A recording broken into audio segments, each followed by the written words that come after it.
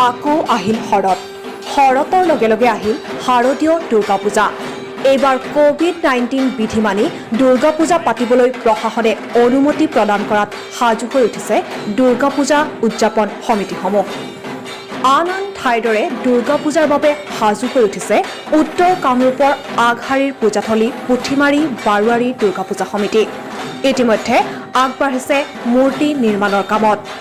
Covid বিধিমতে Puthimari বাৰোৱাৰী Durga Puja সমিতিয়ে কেৱল COVID-19 vaccine লোৱা লোকসকলকহে প্ৰৱেশৰ অনুমতি দিয়াৰ সিদ্ধান্ত গ্ৰহণ কৰিছে। এই বিষয়ত সজাগতাৰ বাবে হৰ্ডিং বেনাৰৰো ব্যৱস্থা কৰা হৈছে। ব্যৱস্থা কৰা হ'ব মাস্ক বিতৰণ আৰু চেনিটাইজাৰৰ। দশমীৰ দিনা যিহেতু বিভিন্ন ঠাইৰ পূজাথলীৰ প্ৰতিমা বিসৰ্জনৰ বাবে অনা হয় আৰু 10জনতকৈ যিহেতু বেছি লোকৰ সমাগম হ'বলৈ দিয়া নহয়, সমিতিয়ে সেয়েহে সকলো ধৰণৰ ব্যৱস্থাৰ বাবে প্ৰস্তুতি চলাইছে।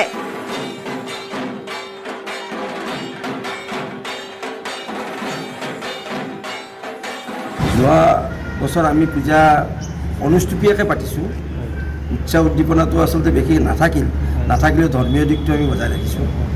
এইবাৰ যিহেতুকে মুখ্যমন্ত্ৰী মহোদয়ে পূজা হ'ব শব্দটো কাৰণে আমি বহুত উৎসাহিত হৈছোঁ আৰু তাৰ লগে লগে আমি পূজা প্ৰস্তুতিও চলাই গৈছোঁ যদিও কোভিড বিধিটো মানিহে আমি চলিবলৈ চেষ্টা কৰিছোঁ। ইতিমধ্যে আমি বিভাগীয় কৰ্তৃপক্ষৰ লগত যোৱা 24 তাৰিখে মিটিং কৰিছিলোঁ।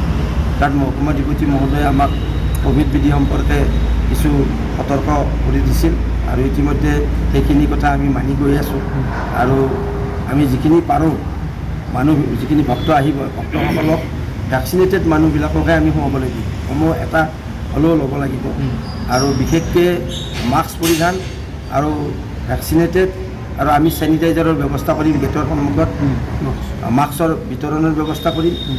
এইখিনি কৰি আমি যিমান পাৰোঁ কোভিড প্ৰট'কলটো মানি চলাৰ কাৰণে চেষ্টা কৰিম। যোৱা বছৰ যদিও আমি 20ত কৰিছিলোঁ, কিন্তু 20ৰ যিটো প্ৰট'কল দিছিল এই প্ৰট'কল মানি চলাৰ কাৰণে আমি কমলপুৰ ৰাজহ চক্ৰৰ অন্তৰ্গত যিমান পূজা আছে তাতে শ্ৰেষ্ঠতম আমি বঁটা লাভ কৰিছোঁ। তাৰ কাৰণে আমি বিভাগীয় কৰ্তৃপক্ষক ধন্যবাদ যাচিছোঁ আৰু লগতে এইবাৰো আমি প্ৰাইজটো পাম বুলি আশা কৰিছোঁ।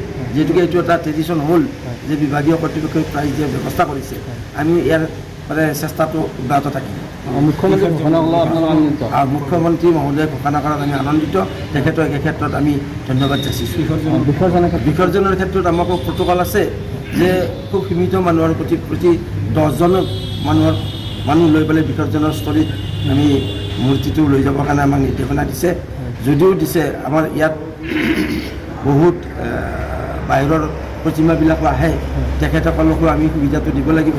তাৰ কাৰণে আমাৰ স্থায়ী এটা ঘাট আছে, সেই ঘাটটো আমি সুন্দৰকৈ পৰিপাটিকৈ ৰখাৰ কাৰণে আমি চেষ্টা চলাই আছোঁ। লাইটৰ ব্যৱস্থা কৰি দিছোঁ আৰু আহল বহল প্লেচটো আমি ৰখাৰ কাৰণে চেষ্টা কৰিছোঁ। লগতে আমি ভক্তপ্ৰাণ ৰাইজসকলৰ আমি প্ৰস্থান আৰু প্ৰৱেশৰ কাৰণে পথৰ ব্যৱস্থা কৰিছোঁ। নলবাৰীৰ পৰা ৰাতুল বৰ্মনৰ ৰিপৰ্ট, আছাম লাইভ 7।